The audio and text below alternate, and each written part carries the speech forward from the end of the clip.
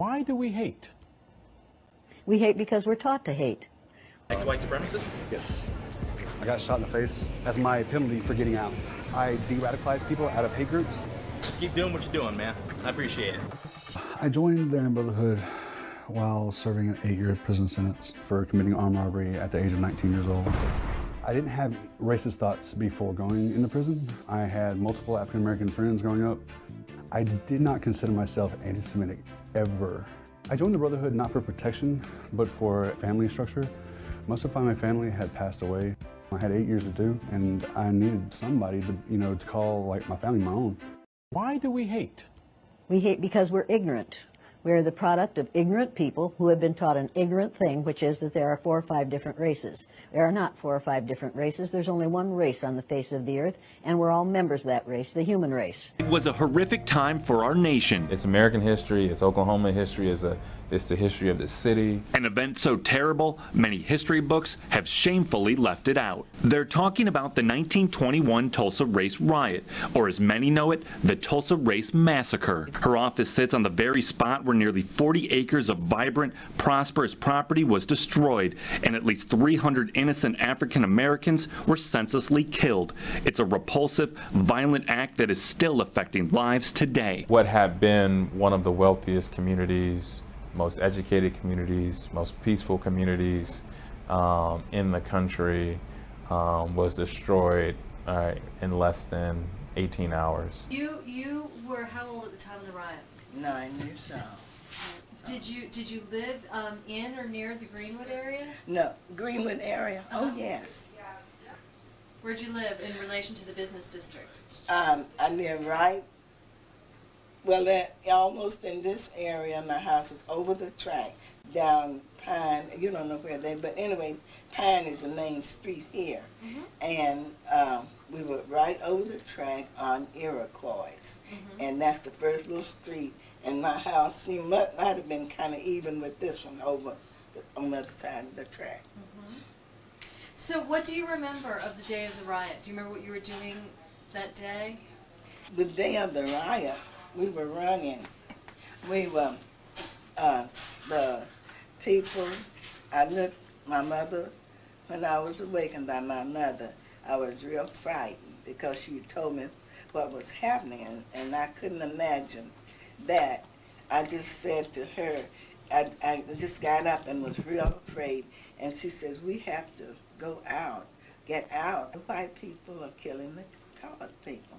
And I just felt that I could see them just lining us up, just going down the line shooting. But anyway, it wasn't that bad, but we had, the Millen Valley track was just lined with people going north. And some were in their head rags, old gowns, because they didn't have any time to get dressed to get out. Even some women left their shoes and was just walking down the track with no shoes on. And it was, the crowd was just the whole breadth of the railroad track, on the sides and down the middle.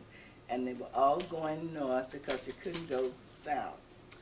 And so we went right over the track off Pine was a small chicken coop, and a lot of people went in there because the bullets were just raining down over us. The airplanes was up, just raining down the bullets, and I could see them and I heard them, and I was so frightened I pulled away from my parents and ran into this chicken coop with all the other people, and I got into the corner of that, just scared as I could be. But my father came in there, and I had to leave out with him so I could stay with my family. But I also know that there's a way for us to reframe this for you and to not see this as the end of something, but instead to see this as the beginning of you harnessing all of the work, all the values, all the skills that you have embodied over the last 4 years, and now you channel that. Now all of that work gets activated. Now you get to be part of rebuilding. And I know sometimes people say, how many times do we need to rebuild? Well, you know what? We are going to rebuild and rebuild and rebuild until it is rebuilt. You have a family that you love, but you know you don't look like. And at a young age, I understood that was different. I didn't understand what that meant. So as I got older, it was something that developed, and as my identity developed and my place in society and my understanding of that developed, my parents and my family had to develop as well. And I think that's just been a constant journey for us, but it's been one that we've worked through, and we've always been very loving in the process. And I wouldn't do it with anybody else. Why do we hate? But we have separated people into races so that some of us can see ourselves as superior to the others. We thought it would work, I guess. It hasn't worked. It has been bad for everyone. But it's time to get over this business.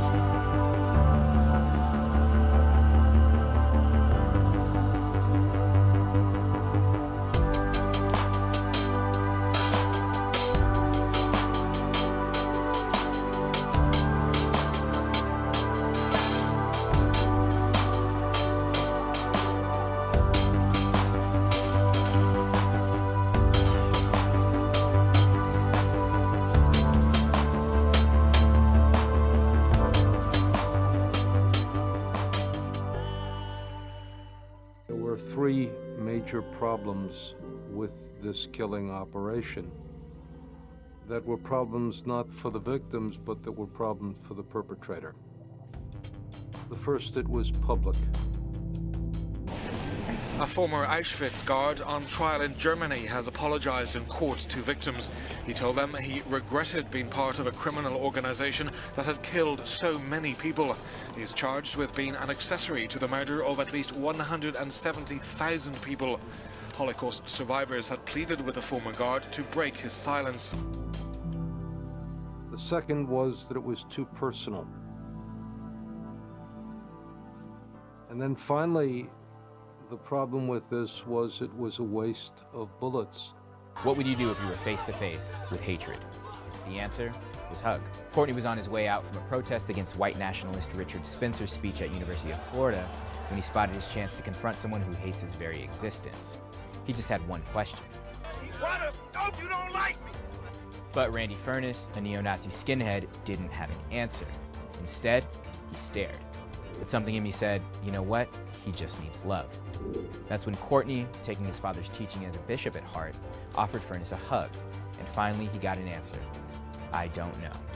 It's a gesture that a former white supremacist recommends as more effective than a punch. This is a police officer's uniform, a Baltimore City police officer in particular, named Robert White. But, I first heard about Robert White when I was a teenager, and then I later met him. I met him just a month after he got out of prison. He was in prison serving a sentence for assault with intent to murder 2 black men with a shotgun, and another sentence conspiring to bomb a synagogue in Baltimore. How do I end up with a policeman's uniform? He worked for the police department by day, but he also had another job, which required a different kind of uniform. He was the Grand Dragon of the Ku Klux Klan for the state of Maryland. This is his robe. To understand why I have these items, let's take a little journey back in my life. I was one of 2 black kids in the entire area. I joined the Cub Scouts at the age of 10 at the invitation of some of my white male friends. So at the age of 10, I formed a question in my mind. That question was, how can you hate me when you don't even know me? So then in my adult life, I thought, you know what? Who better to ask, how can you hate me when you don't even know me, than someone who would join an organization whose historical premise has been hating those who do not look like them and who do not believe as they believe. I want you to get a hold of this guy. His name is Roger Kelly. I acquired Mr. Kelly's phone number. Mr. Kelly is what's known as the Imperial Wizard, but I had to have the answer to my question. I was hoping it wouldn't be the final answer if I met him. Then he began inviting me to Klan rallies. I'd go to these Klan rallies that have a 20 or 30-foot cross, wooden cross, 2 beams tied together, wrapped in burlap. The burlap was soaked in what they call Klan cologne. And they'd all stop. Then he'd say, for God, and they'd say, for God, for race, for race. That's conversing with the Klan at a rally. And there's a rally with the cross on fire. I believe in separation of the races. I believe that's in the best interest of all races. Does he really? Or has friendship transcended the color barrier? The strange relationship of a KKK wizard and his black buddy. Respect is the key. Sitting down and talking, not necessarily agreeing, but respecting each other to air their points of view. Because of that respect and my willingness to listen and his willingness to listen to me, he ended up leaving the Klan, and there's his robe right there. He gave me this uniform when he and I became the very best of friends. There is no gene for racism. There's no gene for bigotry. You're not born a bigot. You have to learn to be a bigot. Anything you learn, you can unlearn. It's time to unlearn our bigotry. It's time to get over this thing, and we best get over it pretty soon. I'm an educator, and it's my business as an educator to lead people out of ignorance. The ignorance of thinking that you're better or worse than someone else because of the amount of a pigment in your skin. Pigmentation in your skin has nothing to do with intelligence or with your worth as a human being. It's time to get over that.